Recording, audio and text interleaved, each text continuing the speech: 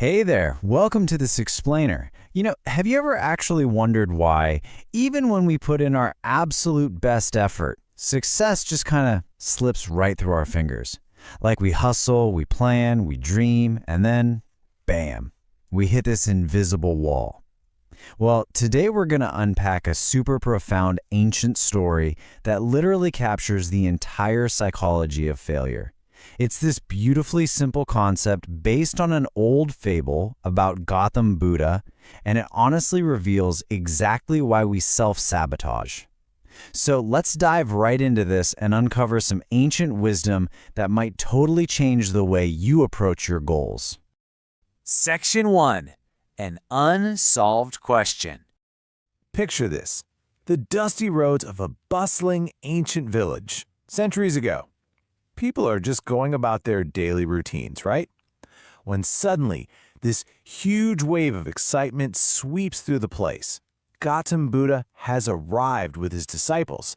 And I mean, people literally dropped their tools, left their meals half-eaten, all just to hear him speak. Out of this massive, eager crowd, a young man steps forward. His hands are trembling, but his voice is resolute.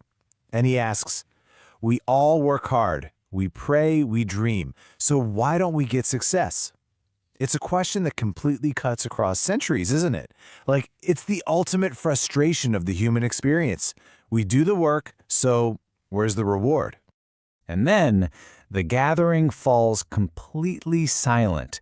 You could seriously hear a pin drop, because everyone in that village knew exactly what that young man was feeling, and they were just waiting with bated breath.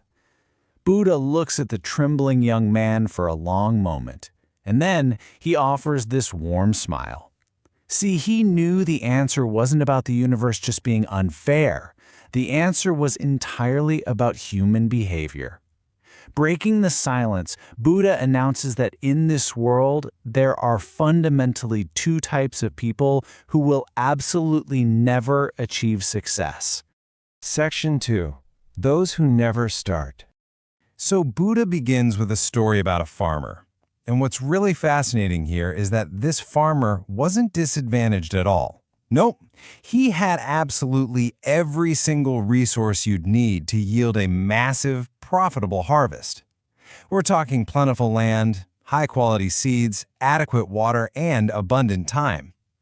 To put it in modern terms, this is basically the person with the genius business idea, the seed capital, and the perfect market opportunity. All the external factors are aligning perfectly. But here is the fatal flaw.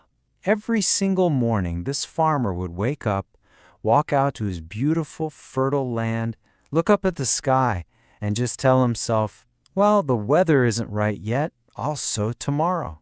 And when tomorrow actually came, he'd say, the weather's a bit too windy today. Let's just wait until the day after, which then becomes next week and then next month. He was perpetually paralyzed by this illusion that some perfect moment would eventually just arrive. And the tragic result? Buddha told the silent crowd that the farmer still sits by the edge of that exact same field today. Just empty hands, empty field. He never planted a single seed.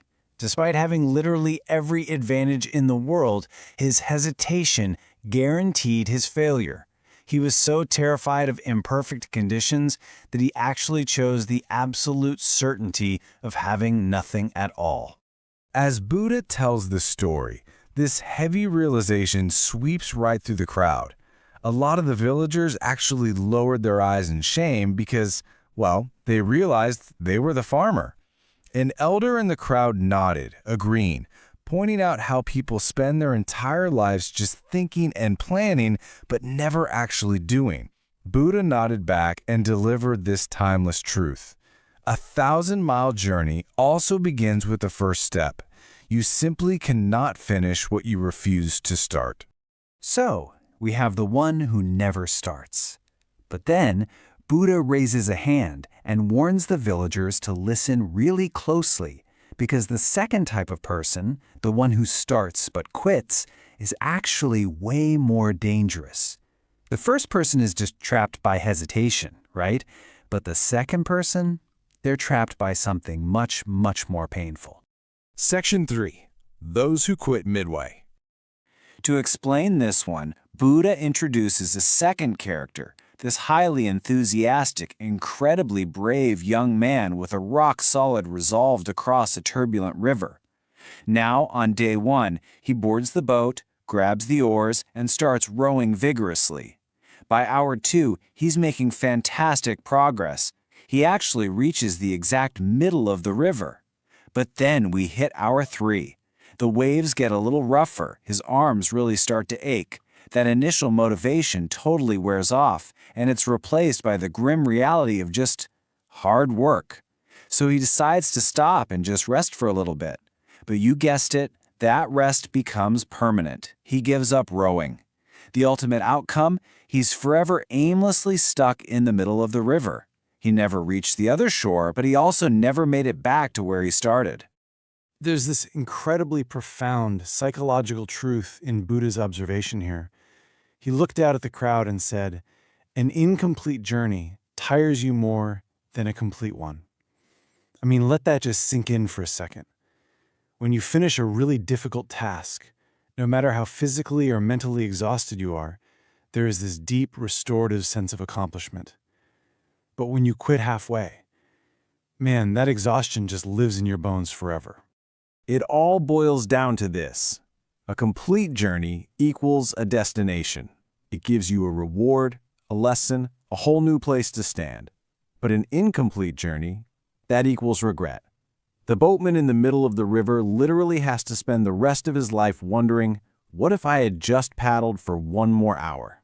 The original story notes that upon hearing this, an old man in the crowd actually began to cry. He was likely remembering his own abandoned boats and incomplete journeys. Section 4. 2 conditions of success. Okay, so how do we actually break out of these traps? Well, what's really fascinating here is what Buddha didn't include. Success does not demand talent. We spend so much time convincing ourselves that we aren't smart enough or naturally gifted enough or maybe well-connected enough to achieve our goals. But according to this centuries-old framework, talent isn't the prerequisite for success. Talent is really just a bonus. Instead, the real formula requires exactly 2 things. Step 1. You must have the courage to start right now. Not tomorrow, not when the weather is absolutely perfect, not when you feel ready. Right now. And step 2. You must have an absolute refusal to stop. Once you are in that boat and you've pushed off the shore, you do not put the oars down no matter how much your arms ache or how crazy the waves get. It's a super simple formula, but executing it, that requires immense mental fortitude. Section 5. Are you stuck? You know, it's pretty easy to distance ourselves from a story about some ancient farmer and a boatman, but this isn't just history, guys. It's a mirror. The hesitant farmer lives in all of us. Literally, every time we delay writing that book, starting that business, or having that tough conversation just because the vibe isn't right, we are sitting right next to an empty field. And the tired boatman, he's anchored in our hearts.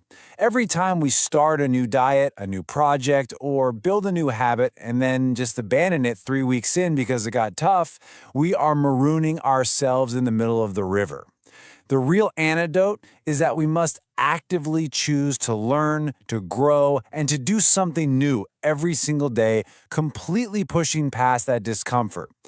Listen, if there is one single thing you take away from this entire explainer today, let it be this. The perfect time never comes. It just doesn't. You have to create it. You have to walk forward even if your legs are shaking. You have to row even when your arms are burning. The circumstances will never magically align to make success easy for you. You have to force those circumstances to bend to your will through sheer unstoppable momentum. So, we wrap up today with one final, pretty provocative question. Is any of your work lying incomplete? What is that one thing you've been putting off until tomorrow? Or What's that project you started with immense enthusiasm, only to just let it drift aimlessly in the middle of the river? I want you to take a hard look at your life today. Identify your empty fields and your abandoned boats. And then grab those oars and start rowing. Thank you so much for joining me on this explainer. I really challenge you to take that first step today. Keep learning, keep pushing, and I'll catch you next time.